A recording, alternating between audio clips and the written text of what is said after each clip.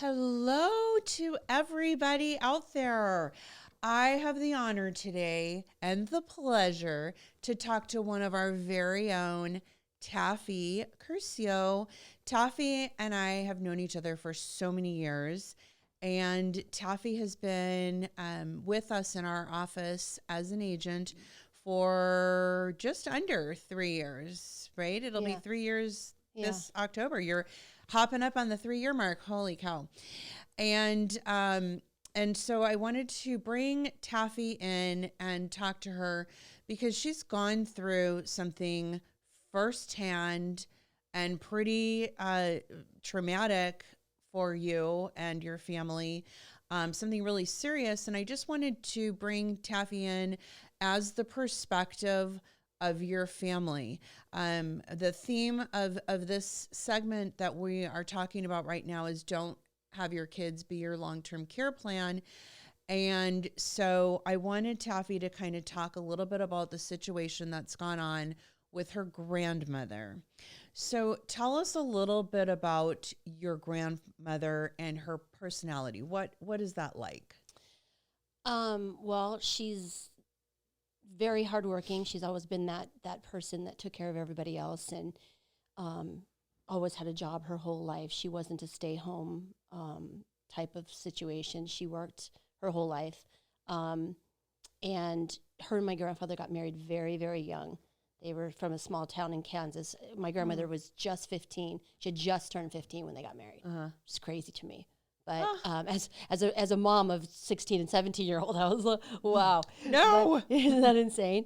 And she had my mom, like I said, she had just turned 15.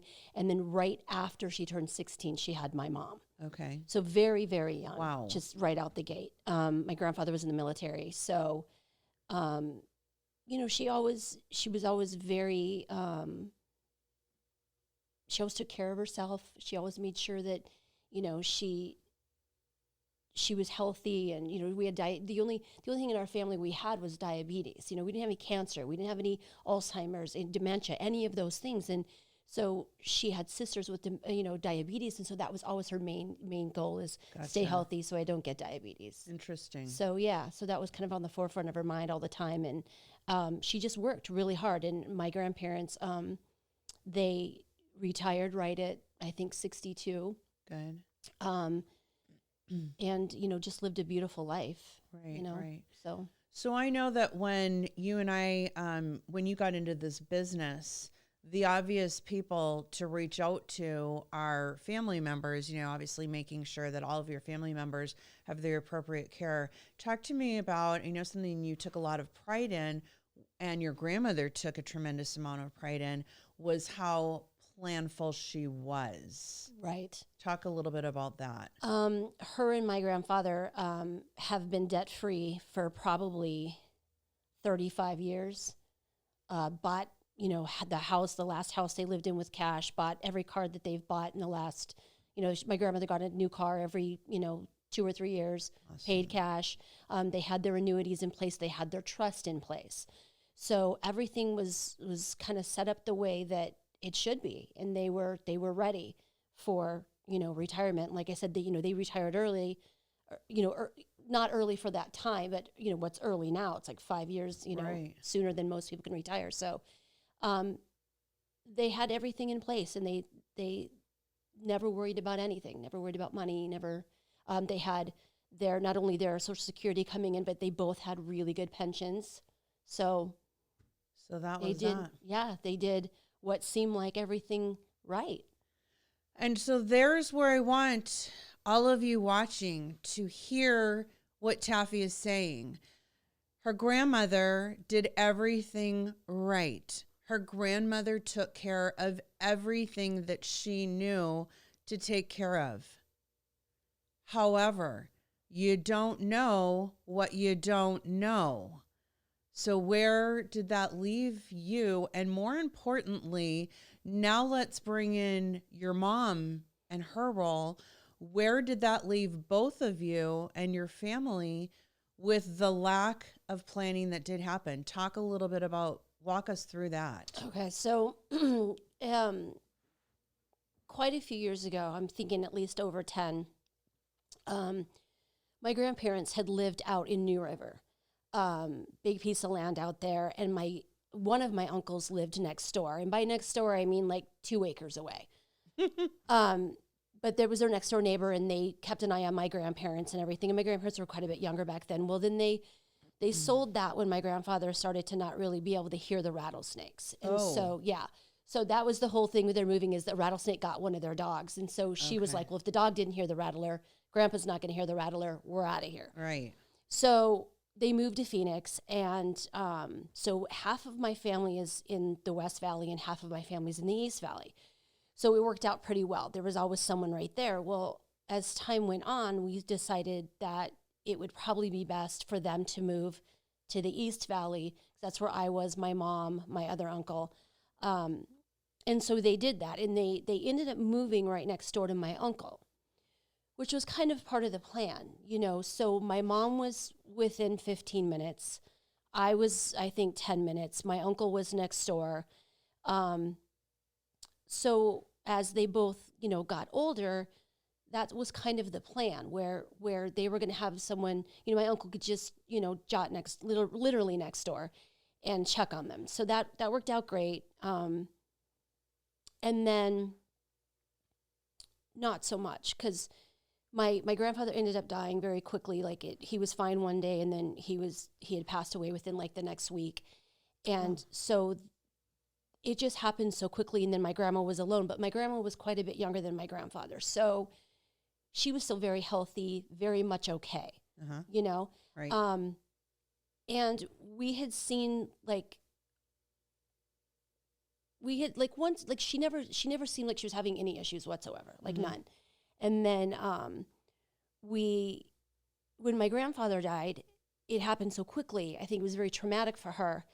And then before we even had my grandfather's funeral, not even a week later, my youngest uncle didn't wake up one night, 63 years old, just didn't wake up. Wow.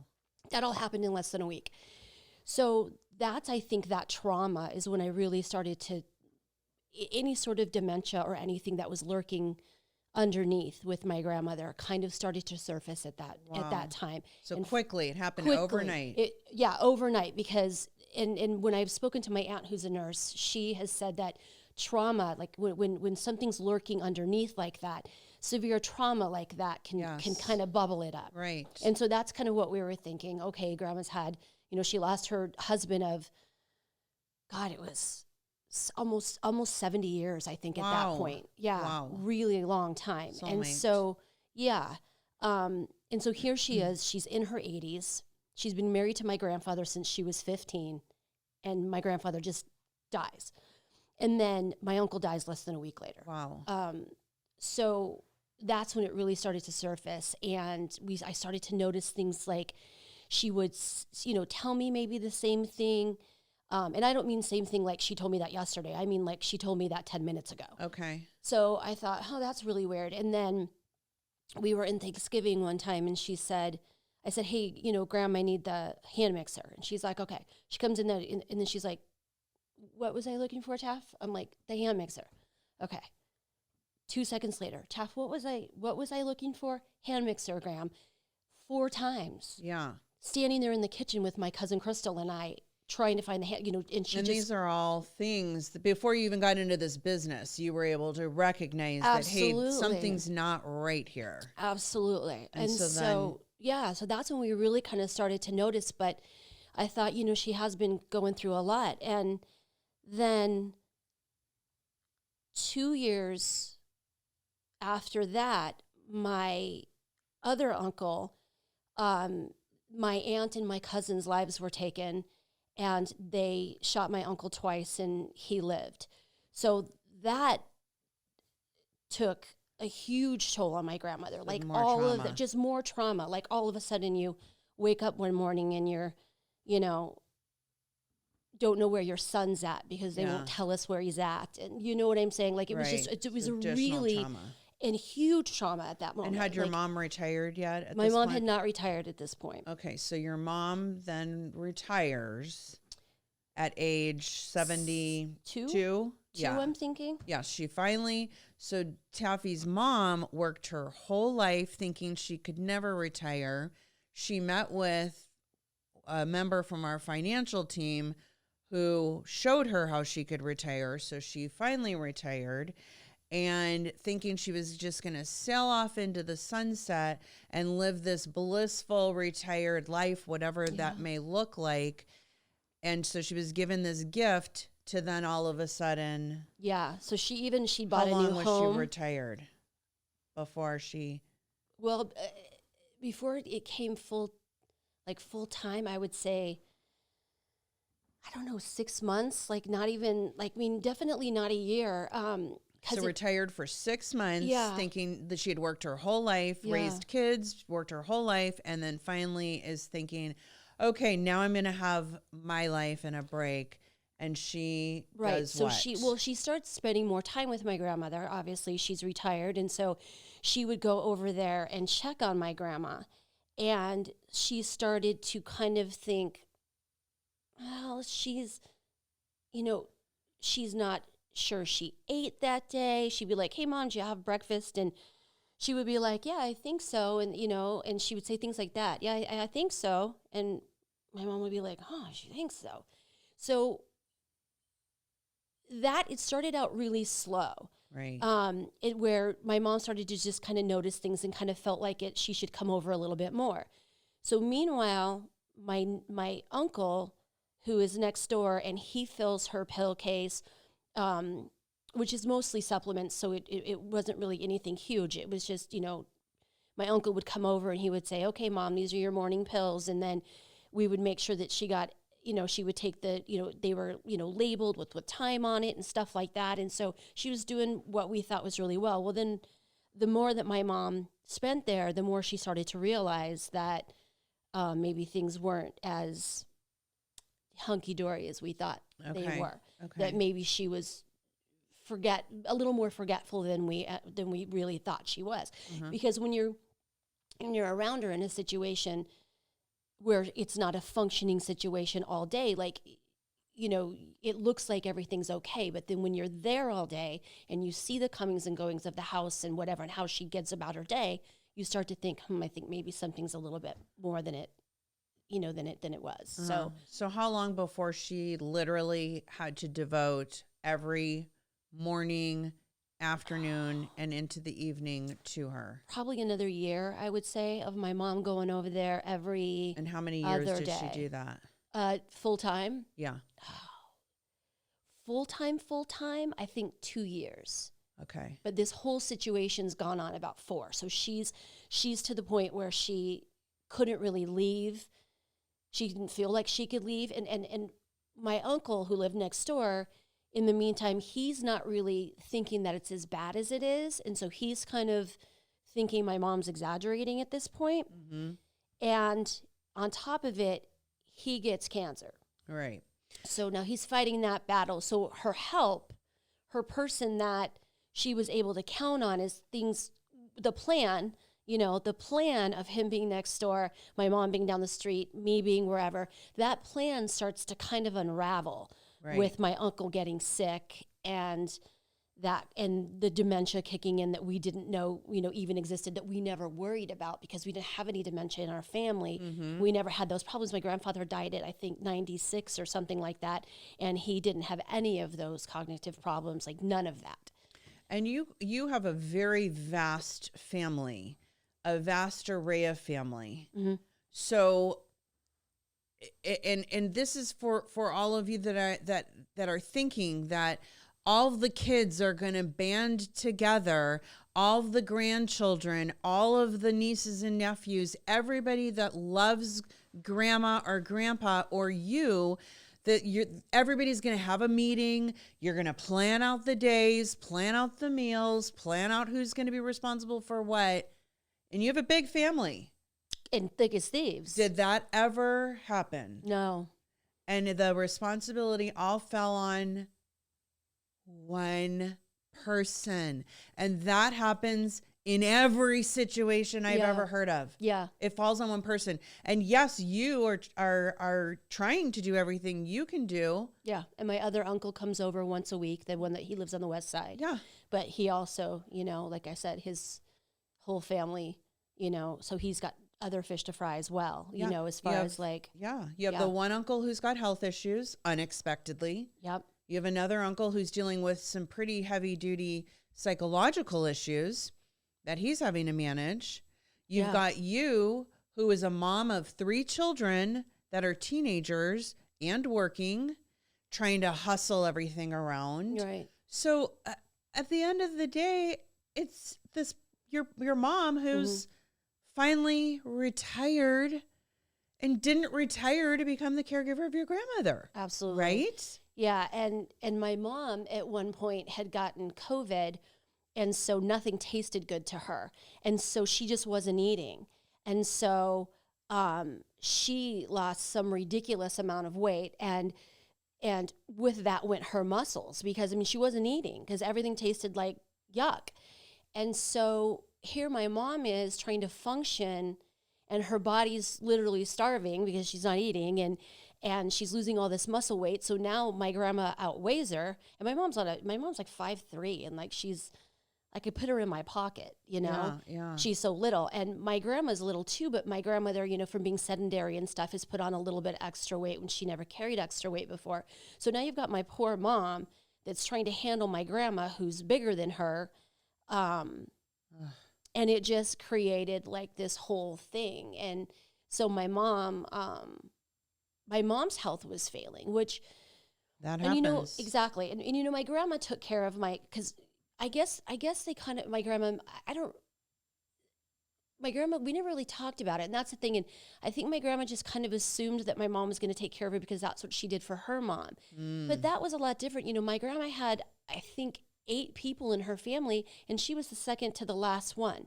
So when my great grandma was old, my grandma wasn't old. Right. My grandma was young. And probably didn't And, work. Oh, no, you said she did work. She absolutely worked. But, Yeah. you know, she did retire like at 62 or whatever. So somewhere along the lines, and I don't remember, it was so long ago, I know my grandma was still working at one point, but my grandfather wasn't. So my grandfather was out in Europe. So they, you know, and so my grandfather just kind of, you know, watched over her. But, you know, my mom, like I said, my mom is 16 years and 3 days younger than my grandma. So she's no young chicken. So she's no spring chicken. And like I said, she was very, very healthy and everything. But this whole COVID thing and the weight loss just kind of, you know, she doesn't have the body strength that she used to. She doesn't have the stamina that she used to. So it eroded her health as well. Exactly. And then to watch, I think a lot of it's mental too. Like when you start getting to that point where, you know, we've been really lucky in my family. We haven't had a lot of loss over the years. Like, you know, my cousin Bobby died when he was a baby, when he was like a little less than 4, I think. But that was pretty much it. You know, my family has, you know, good longevity. My grandfather, you know, lived well into his 90s. So that was huge as well. So we got, you know, they all hit with all of these deaths, and some of them in a really horrifying way. And my mom started to kind of start dealing, I think, with her own mortality as well. Yeah. And so and then you're watching your mom basically leave mentally, you know, and come and go. And so sometimes she was like a small child. Like sometimes she would throw a fit, and you know, the whole mother-daughter relationship anyway, so that you start getting that dynamic in it where it's almost like a pissing match every day of, you know, I need you to get up and go to the bathroom. I don't have to go to the bathroom. When, you know, she does, you know what I mean? But now she's like giving my mom a rough time. So it definitely changes the dynamic, though, when you're in that situation, to go from mom, daughter to like caregiver, patient. Right. And so I have to sneeze, but I think I'm okay. Sorry, I was about to sneeze. Okay, so walk us through what happened most recently and the decisions leading up to that with how to continue to care for your grandmother. Your mom's failing. Yeah. Your grandmother is progressively failing. Yes. Your uncle that was dealing with his cancer, another uncle passes away. He passes away. And so now it's really left up to your mom alone. It is. And now what? So I ended up finally calling a company and getting somebody in to come like twice a week to give my mom a break.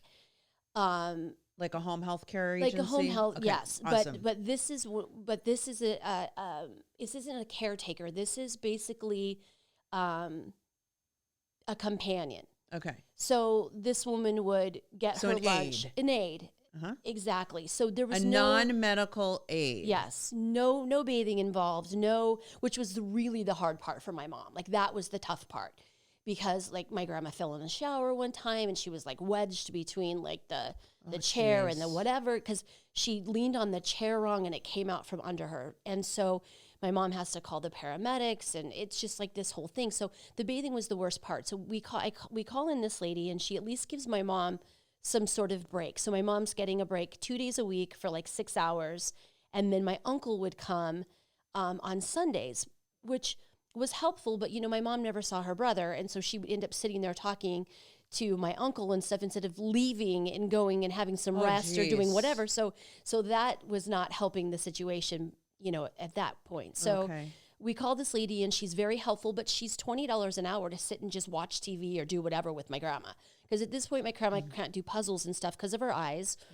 And so there's really not much that they can do, you know? So I'm paying this woman to basically just give my mom a break. And then one day my grandma got up and my mom said, you know, Mom, where you going?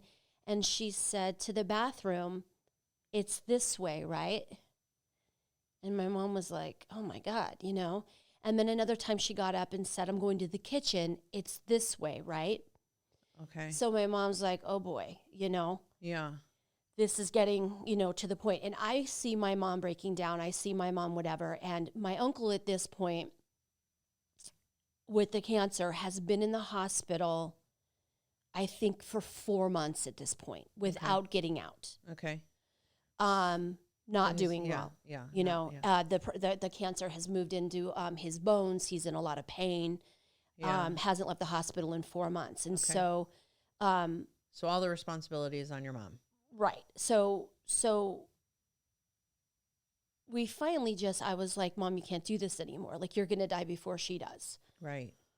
And so that's when I called Vinny Maurizio from hospice. Yes, from the hospice, and started to question him about, you know, for my uncle as well. And so he's the one that hooked me up with the care home that she's in. It's a group home. It can only house 4 people. It doesn't get any bigger than that. Right now there's 3 people in there. Beautiful house in Gilbert, right down the street from my mom's house. So my mom can, you know, and down the street from my house as well, very close. And in making the decision to move her into this group home, mentally, where's your grandmother at? Your grandmother thought that she was in her forever home, gonna die there. They were gonna take her out feet first. And now all of a sudden you're rerouting her. And was this an entire family decision? And did you all sit down and agree? What was the emotional and financial thought process of moving her into this group home? So now you're moving her into a group home. Yeah. So I kind of facilitated it just because I was so worried about my mom's health. And so then, you know, we kept in tabs with my uncle because the uncle that was in the hospital, my grandma didn't do anything without his okay. He was the child that she thought was, you know, jump the highest, run the fastest, smartest. Like he was the one. So she didn't do anything without him. Well, he's, you know, she's got dementia, so she can't remember a lot of things. So trying to explain to her that Larry was in the hospital, you know, every single day I'm explaining this. And so that was not really a helpful situation. So we talked to him and he was like, yeah, you know, we got to do what we got to do, whatever. And then my other uncles was like, yeah, we got to do what we got to do. But like, it ultimately fell on my mom and I to make this decision and tell my grandma and do all that stuff. And it went over like a lead balloon. Okay. You know? Not good. Not good. She just said, you know, how long do I have? And unfortunately, we only had like 3 or 4 days. And in speaking with Vinny and stuff over it, Vinny was like, you know, there's especially with a dementia patient, like even if you gave her 2 weeks, it was going to be, you're going to have to tell her again every single day. And it was just going to be this big thing. So the fact that it was only 3 days in a normal situation, I think would have been just, heinous. But in this position, Vinny's like, it doesn't matter if you would have given her a month. Like it's all going to be the same, same reaction. So. And you're in this business going through this. Yeah. You've heard of these stories. Yeah. You've tried to help others and navigate others. Yeah. But until you're personally in the thick of it, did you realize, like, wow, this is really what goes on? And it sucks in like the worst possible way. And I got into this business so late that by the time I did get into this business, anything that we were able to put into place, it was already too late. Yeah. Like even with her well, because of her age, like, and even, there's things that we can do. I know that a lot of people say, well, I don't want to waste my time on, paying for a home health care and then never use it. And then all that money goes to waste. I mean, there's other ways to do it. There's, we could have put a rider on her annuities. Right. We could have done, things that if she spent the money, great, it was there. And if she didn't spend the money, then it went right back into her estate. Right. There was which you've done with my mom. Mm-hmm. So there's beautiful ways to handle this situation. But by that time, she's 90 and the cutoff's like 85. So, I mean, we were like, way past that. Behind the 8 ball, I think is what they call that. So, and indefinitely screwed on that point. So, yeah. So, we had to do it. So we put her in this place. It's absolutely beautiful. She is so incredibly well taken care of.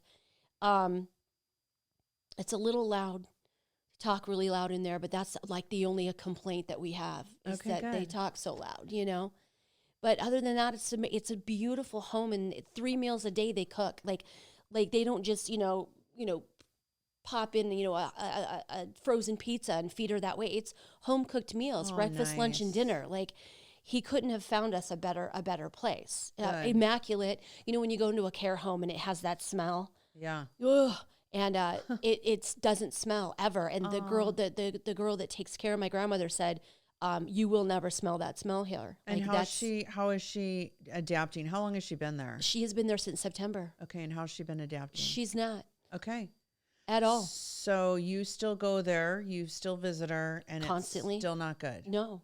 And it probably never will be. Well, I don't know, because Vinny says, Vinny deals with this every single day. I mean, his even his best friend's mom, he talks about, that she was so angry at first, and then it ended up being the greatest thing ever. She was so happy to be there. And, but my grandma's like, I don't know.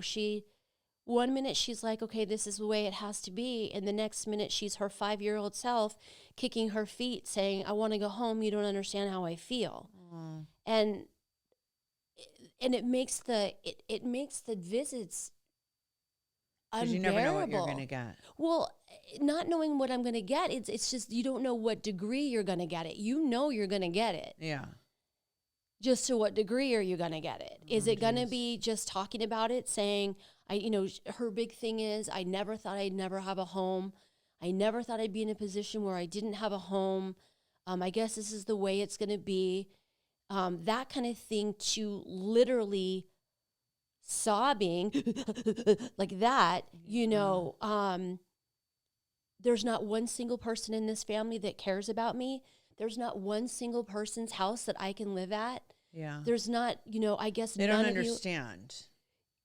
Yeah. And they don't understand. And so in hindsight, the ideal situation in this situation would have been to take action, have a plan in place for where somebody can come in to her house. Yeah. But somebody to be in her house 24/7, not a family member. Right. A family member to manage the care but not provide the care. That probably would have been the ultimate greatest thing. That would have been the ultimate greatest thing. But so when one level of planning she left out. Exactly, because you think you have, everyone says, well, I've got money, and I've got, because she does. I have family. Yeah, I have family, I have money, I have everything I need to make this happen. But what they don't understand is that just a Yahoo off the street that hasn't been vetted, that hasn't been, you don't know who they are, is $20 an hour. Just some Yahoo. And it's a big thing in the care community that when you have a pill problem, you go be a caretaker for the elderly or you go clean people's houses. Ooh. Because it lets you in on their pills. Wow. And that's scary. So you have to make sure you get with somebody that's very vetted. Vetted, exactly. So then now you're talking $40 an hour. Right. So you don't realize when you're in this position, you think, I've got money, I've got this, I've got family. You don't understand the cost of it. You don't understand the reality of the cost of it. And that's what I was going to be my next question is financially, how are you affording this? Not you personally, but how is this being paid for? She's got money, thank God. She's got her Social Security coming in. She's got a really good pension coming in, and she's got money in the bank. And so it's not an issue because it's like $3,800 a month, which I know sounds crazy, but when you think about it, you're talking 24-hour care. You're talking food, 3 times a day and more snacks than she can eat. Every time I go over there, she's snacking on something. And you know what I'm saying? So very well taken care of, very, very good care. So it really, and when you break it down, I mean, I think I broke it down. It was like $5 an hour or something like that. When you really kind of got to the nitty gritty. And $3,800 a month is phenomenal. It is phenomenal for that level of care.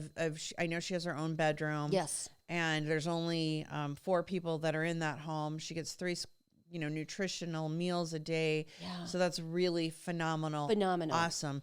But if she's a prideful woman, she's worked her whole life. That's the other thing that makes my heart hurt about this situation is you work your whole life for then you have to pay for your care. In someone else's home. In somebody else's home. Yes. Like that stinks. And she's pissed. Like that's what pisses her off is she's like, you're paying these people for this? Like like her big thing was for my mom, she wouldn't wear Depends or any sort of type of garment or whatever. And my mom was like, but Mom, like, you're older and you've had 4 kids and like your bladder's leaking. And I'm like, I'm having to clean it up. And she's like, I'm not wearing those. And so now not only does she have to wear them, but she has to pay for them with her own money, which just infuriates her. And then she's like, you're paying these people some ungodly amount of money and I don't want to be here.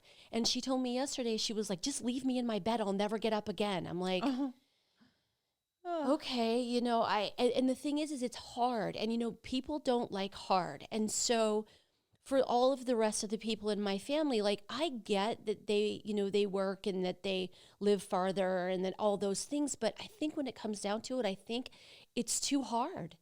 Yeah. It's too hard. It's hard to drive 45 minutes and then go listen to her cry. Yeah. It's hard. So they just don't do it. Yeah. So with you being in this business, going through this hard, horrible situation firsthand. Yeah. What advice would you give to people that are not in this business that would be able to be something that they could do to prevent this? What could you tell people? Have the conversation, first of all. Like, don't just... What's your plan? What's your plan? Don't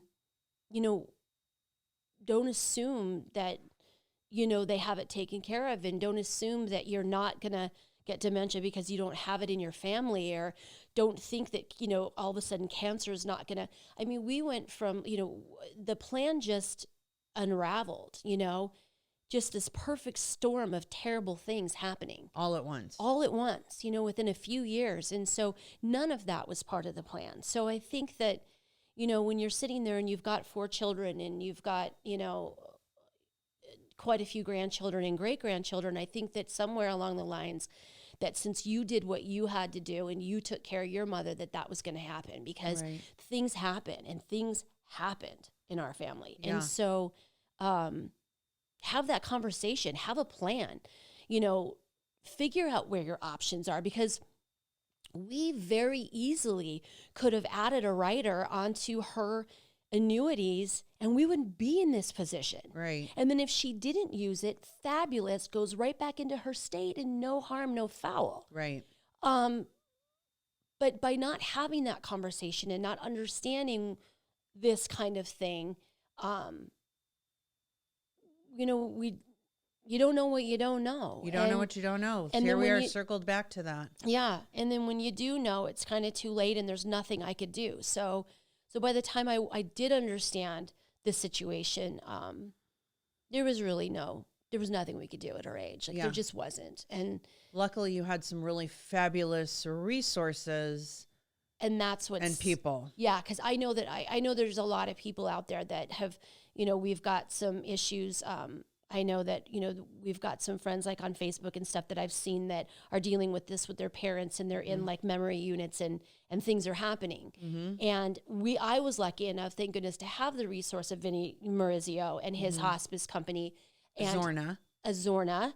And he was able to tell me, this is, he's the kind of man that he's not going to do anything unless he do it for his own mom. Yes. And so that's the beauty of him. Like, he goes to the end of the earth to make sure that everything's taken care of for you. And that's what he did. And he said, this is the woman that I suggest. She's got 3 houses. These are where the houses are at. Like, here's her phone number. And I think she's in the best possible place for the fact that, she's unhappy, but she's safe. Yeah. And she's in the best possible position. And that's because I had the resource of Vinny Maurizio and his help. So yeah, that's awesome. I mean, for the shit position that we were in, we at least were able to, like I said, pay for it, for one, because she did, she does do okay financially. And then we had the resource that we had. So yeah. But have that conversation. Yeah. For sure. Yeah, definitely. Don't assume that nobody's going to get sick and, the walls are going to cave in all at the same time. And your plan, the best laid plans, as they say, right? Yeah. Best laid plans. Yeah. So. Yeah. Oh, gosh. Well, Taffy, I so appreciate your time. I appreciate you telling your story. I know that this is hard. Yeah. And, excuse me. And I'm really grateful and honored to be able to share your story firsthand so people can really fully get a grip and understand. If you missed last week's live with Vinny Maurizio from Azorna Hospice and Palliative Care, please go back and rewatch it. Feel free to reach out to him if anybody's in this situation. If he's unable to help, he's absolutely always available to help with providing resources. Also, we're going to be talking with Kimberly Akers from Amada Home Health Care. She's going to be live. And so we rewatch that. She's another really great resource to reach out to. But I just wanted to really quickly recap. There are 3 ways to take care of caring for your loved ones. And it all needs to be done before age 85. But there are 3 ways. And the first way is to have insurance. And, long-term care insurance is really great for people 55 and under. And beyond that age, it's quite difficult and extremely expensive to get. There are hybrid policies out there that even people with Alzheimer's, dementia, or Parkinson's disease, those cognitive disorders, are still able to qualify for. So please book an appointment with either Taffy or myself or one of the other advisors that are available in the link below this. Book yourself an appointment or book an appointment with your loved one to just talk about what your options are. It's a free time to just get educated on what the options are for your loved one. So that's the first way. The second way is to self-pay, which is what your grandmother is doing. So for somebody who worked her whole life to leave a really great legacy to her children, grandchildren, great-grandchildren, she is burning through all of that with her care. The other option within the self-pay world is what you were referring to, where you can take a portion of your already invested money and add a rider, roll it into something that has a long-term care rider. It's not an insurance plan. It's a rider within what you have available. If you use it, great. If you never use it, it goes still to your beneficiaries. That's the second option. And then the third option is to become a warden of the state. And that's when you sell down all of your assets to the last $2,000, and they give you a stipend of $250 a month to pay for those things like Depends diapers or whatever else. And then when you pass away, they go to your estate and they take all of the remaining money. So no money gets passed down to your beneficiaries as your legacy. So, and some of those state-run facilities are not so pleasant. And I'm thankful that, you know, I'm sad for your grandmother that she's in a facility, but I'm thankful in the facility she's with. So are we. So thank you Yes. for your time. Please click on the link below to schedule a free consultation to determine what you might qualify for, or feel free to go onto the website, which is also attached in the show notes, and you can just click around in there. There's brochures, there's blog articles and information about some different things that are available there as well. So Taffy, again, thank you so much for your time. Absolutely. Thanks for having me. And your mom and grandmother and you mean the world to us, so we're grateful to have you and share the experience. So thank you.